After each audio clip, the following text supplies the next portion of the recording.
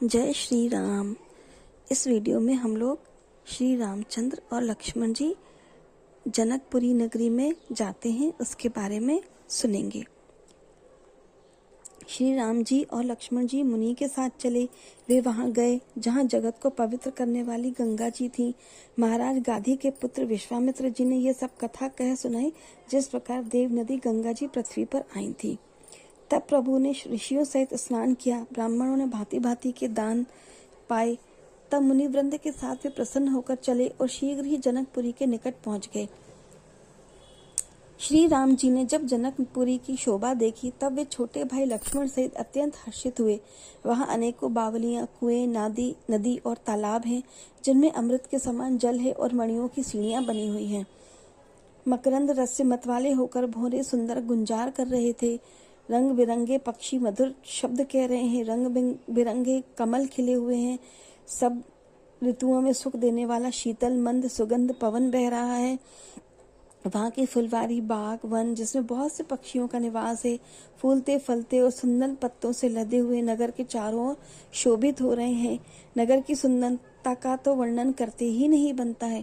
मन जहाँ जाता है वहीं लुभा जाता है। बहुत सुंदर सुंदर बाजार हैं, मणियां बनी हुई हैं, मणियों से बने हुए विचित्र छज्जे हैं, मानो ब्रह्मा ने उन्हें अपने हाथों से बनाया है। कुबेर के समान श्रेष्ठ धनी व्यापारी सब प्रकार की अनेक वस्तुएं दुकानों में लेकर बैठे हुए हैं। सुंदर चौराहे और सुहावनी गलियां सदा सुगंध से सिंची रहती हैं। सबके घर मंगलमय हैं और उन पर चित्र कड़े हुए हैं, जिन्हें मानो कामदेव रूपी चित्रकार ने अंकित किया है। नगर के सभी सुंदर स्त्री पुरुष पवित्र साधु स्वभाव वाले धर्मात्मा, ज्ञानी और गुणवान हैं। जहाँ जनक जी का अत्यंत अनुपम निवास स्थल है, वहाँ विलास को देखकर देवता भी थकित हो जाते हैं, यानी आश्चर्य में पड़ जाते हैं। मनुष्यों की तो बात ही क्या कहना है। कोटी यानी राजमहल के जो परकोटे होते हैं, उनको देखकर बिल्कुल मन ऐसा चकित हो जाता है। ऐसा लगता है जैसे उसमें समस्त लोगों की शोभा को रोक कर रखा हुआ है। उज्जवल महलों में अनेक प्रकार के सुंदर रीति से बने हुए मणिजटित सोने की जरी के पर्दे लगे हैं। सीता जी के रहने के सुंदर महल की शोभा का तो वर्णन ही नहीं किया जा सकता। राजमहल के सब दरवाजे बहुत सुंदर हैं, उसमें बहुत मजबूत हैं वो, और हीरों के चमकते हुए किवाड़ लगे हुए हैं। राजाओं, नटों, मागधों और भाटकों की भीड़ लगी रहती है। बहुत से शूरवीर मंत्री और सेनापति हैं उन सबके घर भी राजमहल सरीखे ही हैं। कृपा के धाम श्री रामचंद्र जी बहुत अच्छा स्वामिन कहकर, उससे पहले विश्वामित्र जी उनसे ये कहते हैं कि हे रघुवीर, मेरा ऐसा मन करता है कि मैं यहीं रुक जाता हूँ, यहाँ से जाने का मेरा मन नहीं कर रहा है। तो जब श्री रामचंद्र जी उनके मुख से ऐसा सुनते हैं तो बोलते हैं कि बहुत अच्छा स्वामी कहकर वहीं मुनियों के समूह के साथ ठहर गए। मिथिलापति जनक जी ने जब ये समाचार पाया कि महामुनि विश्वामित्र आए हैं, तब उन्होंने पवित्र हृदय के मंत्री, बहुत से योद्धा, श्रेष्ठ ब्राह्मण, गुरु और अपनी जाति के श्रेष्ठ लोगों को साथ लिया और इस प्रकार प्रसन्नता के साथ राजा मुनियों के स्वामी विश्वामित्र से मिलने चले। राजा ने मुनि के चरणों पर मस्तक रखकर प्रणाम किया। मुनियों के स्वामी विश्वामित्र जी ने प्रसन्न होकर आशीर्वाद दिया। फिर सारी ब्रह्मांड मंडली को आदर सहित प्रणाम किया और अपना बड़ा भाग्य जानकर राजा आनंदित हुए। बार बार कुशल प्रश्न करके विश्वामित्र जी ने राजा को बिठाया। उसी समय दोनों भाई आ पहुंचे जो फुलवाड़ी देखने गए हुए थे। सुकुमार किशोर अवस्था वाले श्याम और गौर वर्ण के दोनों कुमार नेत्रों को सुख देने वाले और सारे विश्व के चित्त को चुराने वाले हैं। जब रघुनाथ जी आए तब सभी उठकर खड़े हो गए। विश्वामित्र जी ने उनको अपने पास बिठा लिया। दोनों भाइयों को देखकर सब लोगों को बहुत अच्छा लगा, बहुत सुखी हुए। सभी के नेत्रों में जल भर आया, आनंद और प्रेम के आंसू उमड़ पड़े और पूरा शरीर उनका रोमांचित हो गया। राम जी की मधुर मनोहर मूर्ति को देखकर जनक जी विशेष रूप से अपने पूरे देह की सुध-बुध ही खो बैठे। मन को प्रेम में मगन जान राजा जनक ने विवेक का आश्रय लेकर धीरज धारण किया और मुनि के चरणों में सिर नवाकर गदगद प्रेम भरी गंभीर वाणी से बोले, हे नाथ, ये कहिए, ये दोनों सुंदर बालक मुनिकुल के आभूषण हैं या किसी राजवंश के पालक हैं, अथवा जिसका वेदों ने नेति कहकर गान किया है, कहीं वह ब्रह्मा तो युगल स्वरूप धारण करके नहीं आए हैं। मेरा मन जो स्वभाव से ही वैराग्य रूप बना हुआ है, इन्हें देखकर इस तरह मुग्ध हो रहा है जैसे चंद्रमा को देखकर चकोर होता है। हे प्रभु, इसलिए मैं आपसे सत्य भाव से पूछता हूँ, हे नाथ, बताइए ना, छिपाओ ना कीजिए। इनको देखते ही अत्यंत प्रेम के वश होकर मेरे मन ने जबरदस्ती ब्रह्म सुख को त्याग दिया है।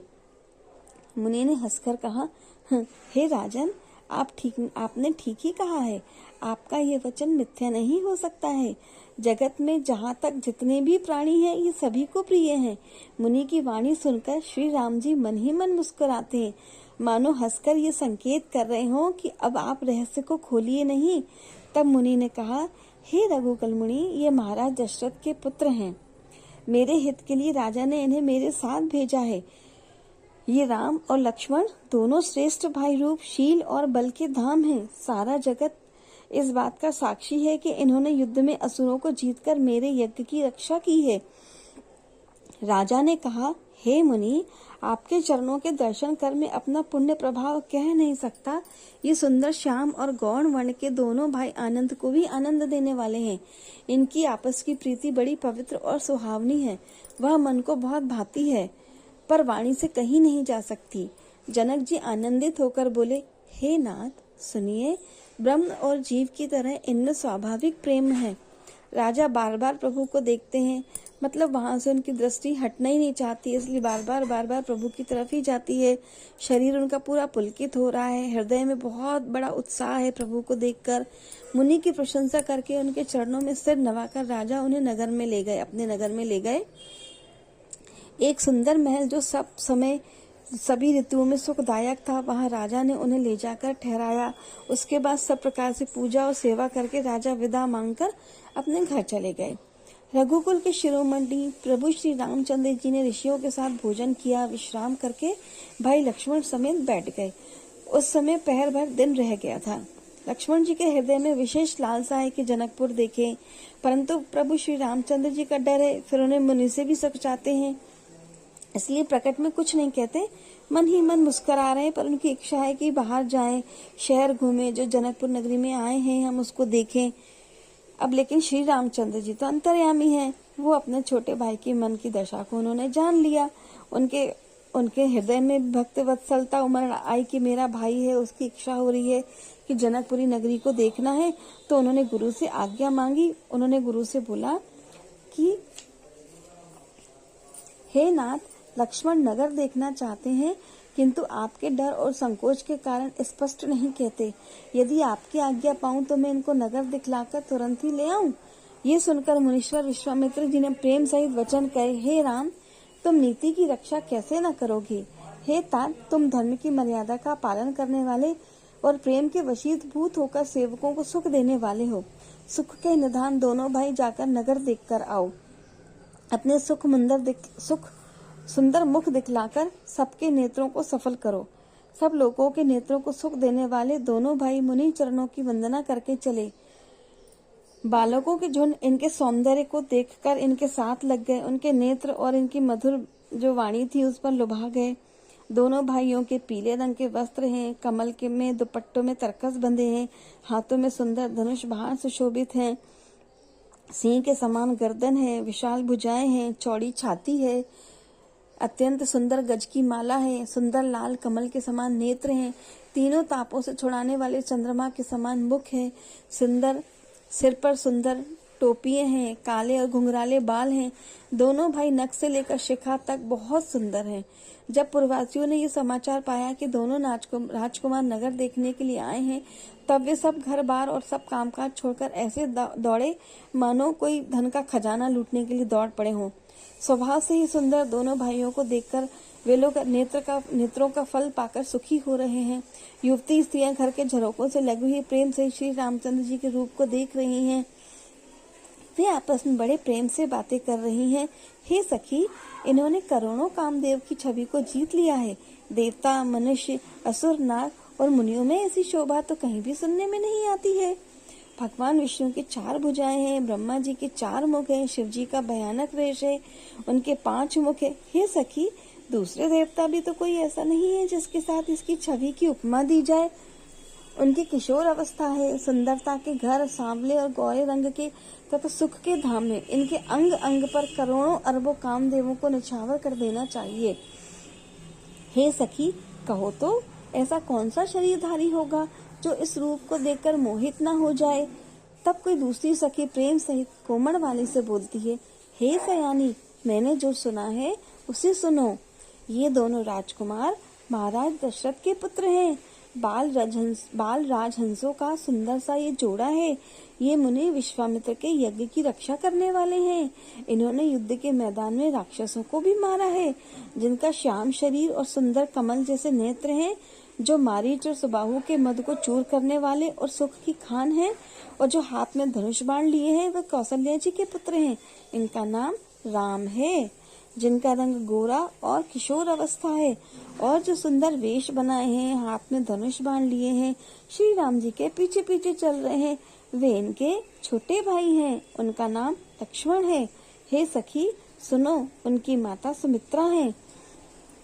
दोनों भाई ब्राह्मण विश्वामित्र का काम करके और रास्ते में मुनि गौतम की स्त्री अहिल्या का उद्धार करके यहाँ धनुष युद्ध देखने आए हैं। ये सुनकर सब स्त्रियां प्रसन्न हुई। श्री रामचंद्र जी की छवि देखकर कोई एक दूसरी सखी कहने लगी, यह वर जानकी के योग्य है। हे सखी, यदि राजा इन्हें देख लें तो प्रतिज्ञा छोड़कर हठ पूर्वक इन्हीं से जानकी जी का विवाह कर देंगे। किसी ने कहा, राजा ने इनको पहचान लिया है और मुनि के सहित इनका आदर पूर्वक सम्मान भी किया है, परंतु हे सखी, राजा अपने प्रण नहीं छोड़ते। वह होनहार के वशीभूत होकर हठ पूर्वक अविवेक का ही आश्रय लिए हुए हैं। कोई कहता है, यदि विधाता भले ही और सुना जाता है कि वे सबको उचित फल देते हैं, तो जानकी जी को यही वर मिलेगा। हे सखी, इसमें संदेह नहीं है। जो देव योग से ऐसा संयोग बन जाए तो हम सब लोग कृतार्थ हो जाएं। हे सखी, मेरे तो इसी से इतनी अधिक आतुरता हो रही है कि इस नाते कभी ये यहाँ आवेंगे। नहीं तो विवाह न हुआ तो हे सखी सुनो, हमको इनका दर्शन बहुत दुर्लभ है। ये संयोग तभी हो सकता है जब हमारे पूर्वजों ने बहुत पुण्य किए हों। दूसरी सखी ने कहा, हे सखी, तुमने बहुत अच्छा कहा। इस विवाह से सभी का परम हित है। किसी ने कहा, शंकर जी का धनुष बहुत कठोर है। ये सांवले राजकुमार कोमल शरीर के बालक हैं। हे सयानी, सब असमंजस ही है। ये सुनकर दूसरी सखी बड़ी कोमल वाणी से कहने लगी, हे सखी, इनके संबंध में कोई ऐसा कहते हैं कि ये देखने में तो बहुत छोटे हैं, पर इनका प्रभाव बहुत ही बड़ा है। जिनके चरण कमलों की धूलि का स्पर्श पाकर अहिल्या